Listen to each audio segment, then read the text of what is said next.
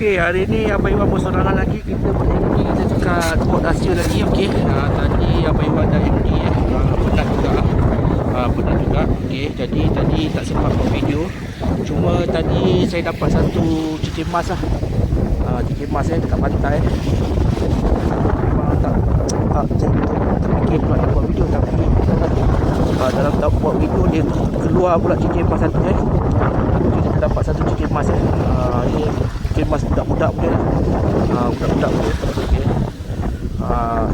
Satu cincin atau batu ni memang katakan mas lama juga lah, berat juga. Okay.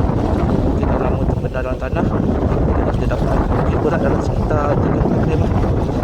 Sebabkan batu ni cantik kan, cantik batu dia. Kita meter lama lah. Kita dapat emas kawasan lama lah. Ok, jadi tadi memang tak sempat untuk video lah. Kita sempat tadi aku gambar masa dah naik emas ni lah.